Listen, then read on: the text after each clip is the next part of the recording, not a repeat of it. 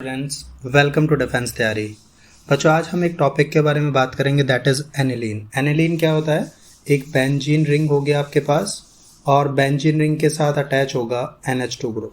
ठीक है, तो ये आपका कंपाउंड क्या कहलाता है? एनिलीन कहलाता है।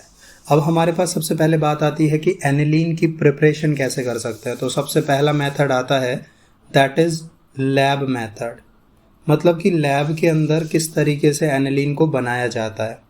तो हम यहाँ पे क्या करेंगे, सबसे पहले हम लेंगे कंपाउंड जिसका नाम है नाइट्रोबेंजीन। ठीक है, नाइट्रोबेंजीन हो गया। अब इस नाइट्रोबेंजीन के अंदर हम डाल देंगे SN प्लस HCl। डाल दिया, तो यहाँ से आपको क्या मिलेगा? एनिलीन मिलेगा और वाटर यहाँ से बाहर निकल जाएगा। ठीक है, कोई बड़ी बात नहीं है, बहुत ही आसान सा प्रोसेस है लैब के अंदर।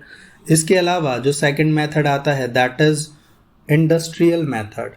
मतलब कि इंडस्ट्री के अंदर किस तरीके से एनिलीन बनाई जा सकती है, वो तरीका।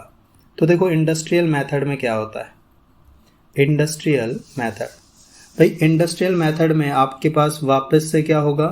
नाइट्रोबेंजीन होगा, कोई दिक्कत वाली बात नहीं है।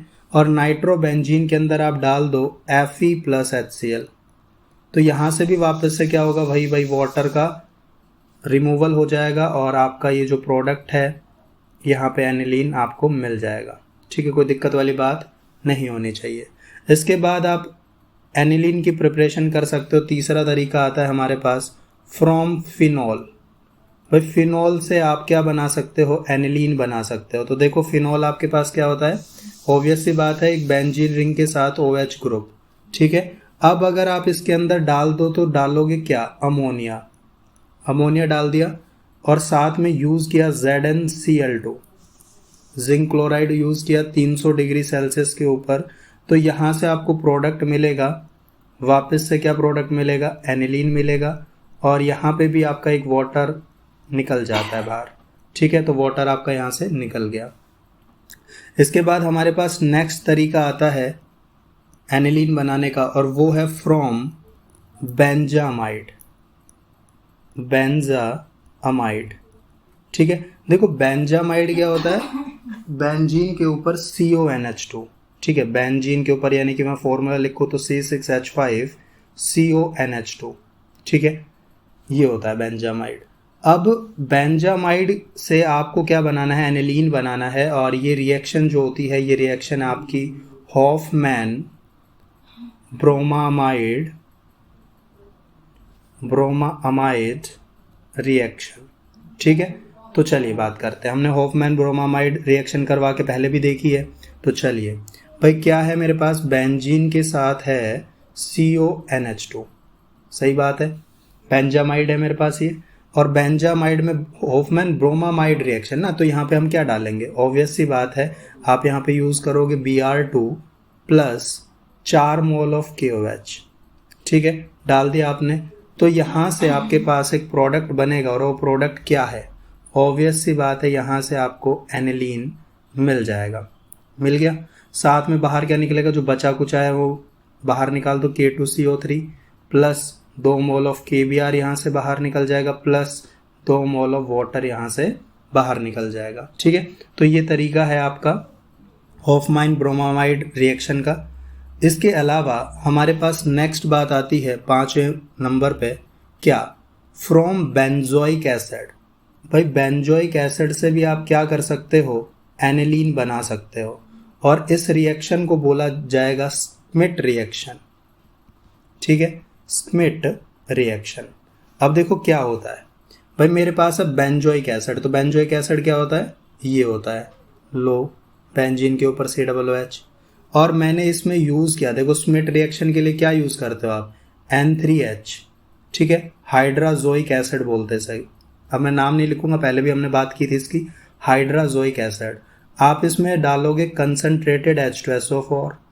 ठीक है, और थोड़ा सा पानी। अब जब डाल दोगे तो यहाँ से प्रोडक्ट क्या मिलेगा? आपको यहाँ से प्रोडक्ट मिलेगा आपकी प्यारी एनिलीन। ठीक है, और यहाँ से आपके पास नाइट्रोजन बाहर निकल जाएगा एज ए गैस, और यहाँ से as a gas CO2 gas आपकी बाहर निकल जाएगी। ठीक है, तो इस तरीके से भी आप एनिलीन बना सकते हो। अगला तरीका हमारे पास एनिलीन बनाने का, वो आता है फ्रॉम ग्रिग्नार्ड रिएजेंट। ठीक है, देखो हम ग्रिग्नार्ड रिएजेंट से भी क्या कर सकते हैं, एनिलीन बना सकते हैं। कैसे बनाएंगे, चलिए बात करते हैं। अब मेरे पास है ग्रिग्नार्ड रिएजेंट, तो ये लीजिए भाई, एक बेंजीन रिंग के साथ MgBr मैंने ले लिया और मैंने यहाँ पे यूज़ किया ClNH2। ठीक है, क्लोरामाइन यूज़ किया। अब क्या होगा, ऑब्वियस सी बात है, इस बेंजीन के साथ जुड़ जाएगा NH2 और अपना प्यारा मैग्नीशियम क्या लेके चला जाएगा, एक ब्रोमीन को और एक क्लोरीन को। सही बात है, ख़त्म बात। इसके बाद हम बात करते हैं नेक्स्ट तरीके की। तो नेक्स्ट तरीका आता है हमारे पास फ्रॉम फिनाइल आइसोसाइनाइड। भाई फिनाइल आइसोसाइनाइड से भी आप क्या कर सकते हो, एनिलीन बना सकते हो। तो कैसे बनेगी, चलिए बात करते हैं। अब देखो फिनाइल आइसोसाइनाइड क्या होता है, एक होगी आपके पास प्यारी सी बेंजीन रिंग और इस बेंजीन रिंग के ऊपर होगा आइसोसाइनाइड ग्रुप यानी कि NC, N triple bond C बोलो या NC बोल दो। ठीक है, तो इसमें आप क्या कर दो, 2 मोल ऑफ वाटर डाल दो, जस्ट सो सिंपल। यहाँ पे आपके पास क्या मिलेगा, आपको क्या बन जाएगा, आपका एनिलीन बन जाएगा और यहाँ से एक HCOOH एसिड बाहर निकल जाएगा। तो ये तरीके होते हैं हमारे पास एनिलीन बनाने के। ठीक है, समझ में आती है बात। अब हम बात करेंगे हमारे प्यारे एनिलीन की फिजिकल प्रॉपर्टीज़ की। ठीक है, एनिलीन की फिजिकल प्रॉपर्टीज़, तो चलिए देखते हैं। देखो फिजिकल प्रॉपर्टी की मैं बात कर रहा हूँ, तो सबसे पहली बात, एनिलीन को अगर आप देखोगे तो एनिलीन आपका फ्रेश होता है, बिल्कुल फ्रेश। ठीक है, दूसरा एनिलीन आपका कलरलेस एक ऑयली लिक्विड होता है। ठीक है, अच्छा, एनिलीन का अगर आप बॉइलिंग पॉइंट देखोगे तो वो तकरीबन 183 डिग्री सेल्सियस का होता है, 183। इसके अलावा एनिलीन पानी से बहुत भारी होता है, हैवियर देन वाटर, कोई शक वाली बात नहीं है। अच्छा, अगर मैं इसकी स्मेल की बात करूँ तो इसकी करेक्टरिस्टिक स्मेल होती है प्लेजेंट ऑर्डर। ठीक है, और एनिलीन जो है वो आपका टॉक्सिक नेचर का होता है। कैसे नेचर का होता है, टॉक्सिक, कोई शक वाली बात नहीं होनी चाहिए। अब ठीक है, अब थोड़ी सी रिएक्शंस की बात करेंगे, केमिकल रिएक्शंस इसकी आ जाती हैं, तो बात कर लेते हैं।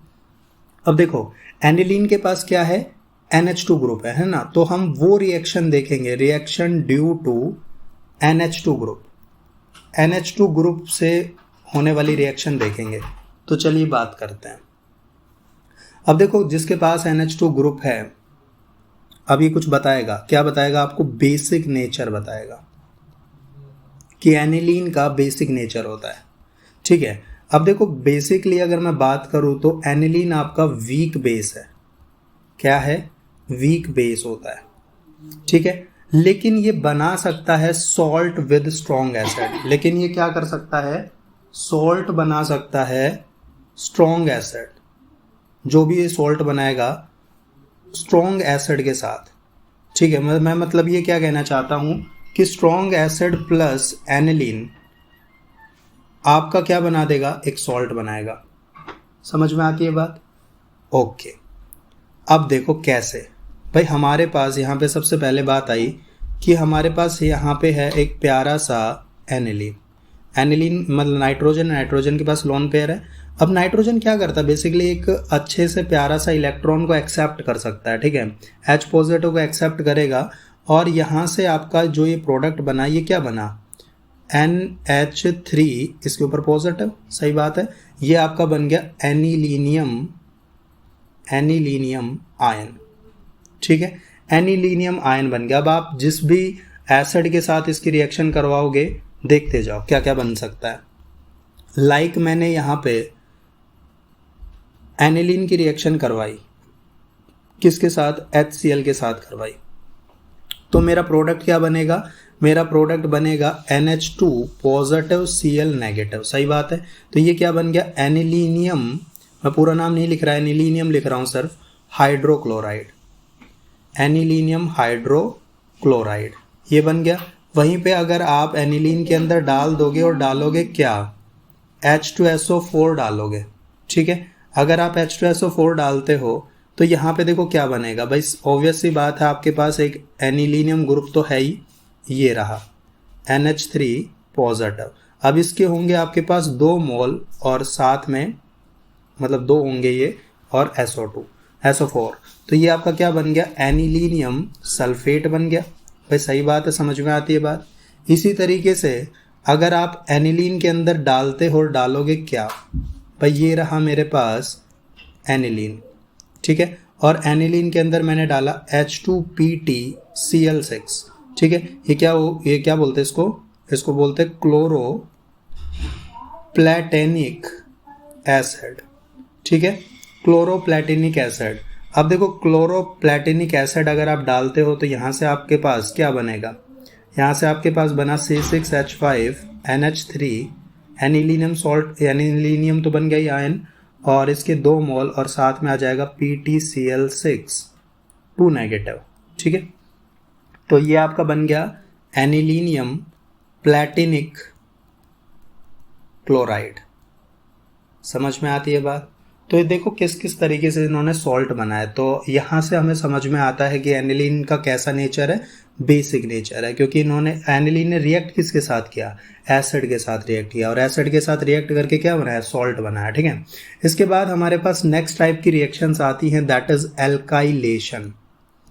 एल्काइलेशन, अब देखो एल्काइलेशन में क्या होता है भाई, एनिलीन जो है, एनिलीन ये देखो ए रिप्रेजेंटिंग एनिलीन, एनिलीन रिएक्ट करेगा किसी एल्काइल हैलाइड से, कर गया रिएक्ट, एल्काइल हैलाइड से रिएक्ट करके ये बनाएगा क्या, सेकेंडरी, टर्शरी या क्वार्टनरी अमोनियम सॉल्ट बनाएगा। क्या बनाएगा, अमोनियम सॉल्ट बनाएगा, ठीक है। अब ये डिपेंड करता है, और डिपेंड किस पे करता है कि आप एल्काइल हैलाइड की कितनी कंसंट्रेशन लेते हो, ये इस चीज पर करता है डिपेंड। समझ में आती है बात। चलिए बात करते हैं, अब करवा के देख लेते हैं भाई हमारा क्या जाता है ना। तो लीजिए भाई, मैंने अपना एक ग्रुप ले लिया एनिलीन, ये ले लिया एनिलीन, ठीक है। अब इस एनिलीन में NH2, ठीक है, ये NH3 नहीं है, NH2 है, हाँ। एनिलीन में मैंने डाला, कोई भी अल्काइल हैलाइड डाल देता हूं, तो लाइक मैंने यहाँ पे डाला CH3I, ठीक है, मिथाइल आयोडाइड यूज कर लिया, और यहाँ से आपका प्रोडक्ट बना, और वो प्रोडक्ट क्या बना, देखो C6H5 बेंजीन रिंग है जो, और NHCH3, ठीक है। तो ये आपका बन गया N methyl aniline, N methyl aniline बन गया, ठीक है। तो एनिलीन को मैं A से लिख रहा हूँ, घबराने वाली बात नहीं है। अब यहाँ पे साथ में बाहर क्या निकल जाएगा, एक HI बाहर निकल जाएगा, तो ये बन गया आपका एक पास। इसके अलावा आप क्या कर सकते हो, आप अगर आपके पास है मान लो N मिथाइल एनिलीन ही है, ठीक है, तो N मिथाइल एनिलीन के अंदर अगर आप वापस से एल्काइल हैलाइड डाल देते हो तो क्या हो जाएगा भाई, तो देखो क्या हो जाएगा, वापस से एक HI बाहर निकल जाएगा। समझ में आती है बात। अब नाइट्रोजन के पास एक हाइड्रोजन और था, पहले से था ना, तो अब ये हाइड्रोजन भी यहाँ से निकल गया और एक और CH3 लग जाएगा, तो यानी कि यहाँ से जो प्रोडक्ट बना वो कुछ इस तरीके का प्रोडक्ट बना कि इस N के पास 2 CH3 आ गए, ठीक है, कोई दिक्कत नहीं है। अब आप इसका क्या नाम दोगे भाई, इसको क्या नाम दूं मैं, NN डाई मिथाइल एनिलीन, सही बात है, डाई मिथाइल एनिलीन, ठीक है, ए का मतलब aniline, okay, NN di methyl aniline बन गया। अब मैं क्या करूंगा, अब मैं वापस से इसके अंदर एक बार फिर से एल्काइल आयोडाइड यूज कर लेता हूं, और अब क्या होगा, अब वापस से देखो नाइट्रोजन के पास कोई हाइड्रोजन तो है ही नहीं, है ना, तो ये आयोडाइड भी इसी के साथ लगने वाला है। तो देखो कैसे प्रोडक्ट बनेगा, अब मेरे पास ये प्रोडक्ट बना C6H5, अब देखो फिर क्या है मेरे पास CH3 होल थ्राइस, एक और CH3 आ गया, इसलिए 3 हो गए, और नाइट्रोजन और आयोडाइड, तो I नेगेटिव N पॉजिटिव। समझ में आती है बात। तो ये मेरा क्या बना, अगर कोई मुझसे पूछे तो ये मेरा क्या प्रोडक्ट बना, तो देखो 3 मिथाइल ग्रुप हैं, तो मैं बोल सकता हूँ इट इज ट्राई मिथाइल, ठीक है, एक बेंजीन रिंग है यानी कि फिनाइल, और N और I है तो आप इसको क्या बोलोगे, अमोनियम आयोडाइड, अमोनियम आयोडाइड। मतलब आप देख रहे हो ये क्या बन गया आपके पास, ये आपके पास क्या बन गया, अमोनियम सॉल्ट बन गया। ठीक है, तो आप कंसंट्रेशन पर डिपेंड करता हो। अब अगर आप एनिलीन के अंदर एक ही एल्काइल आयोडाइड डालोगे तो एन मिथाइल एनिलीन बन जाएगा, 2 मोल डालोगे तो N N dimethyl aniline बन जाएगा, 3 डालते हो तो trimethyl phenyl ammonium iodide बन सकता है। ठीक है, तो इस तरीके से आपके पास सेकेंडरी टर्शरी या क्वार्टनरी अमोनियम सॉल्ट आप बना सकते हो एल्काइलेशन से। इसके बाद हमारे पास नेक्स्ट टाइप की रिएक्शंस आती हैं और वो रिएक्शन क्या है, दैट इज एसाइलेशन। एसाइलेशन, ठीक है। अब देखो एसाइलेशन में क्या होता है, एसाइलेशन में कुछ खास इतनी बात नहीं होती। देखो एनिलीन है आपके पास, ठीक है, एनिलीन है, ये रिएक्ट करेगा किसी भी एसिड क्लोराइड के साथ। एसिड क्लोराइड हो सकता है या फिर आप यहाँ पे एनहाइड्राइड भी ले सकते हो, कोई दिक्कत वाली बात नहीं है। और यहाँ से आपके पास बनेंगे क्या, अमाइड्स बनेंगे। ठीक है, अमाइड्स बन जाते हैं और इन्हीं अमाइड्स को बोला जाता है एनिलेट्स। क्या बोला जाता है, एनिलेट्स बोला जाता है। समझ में आती है बात।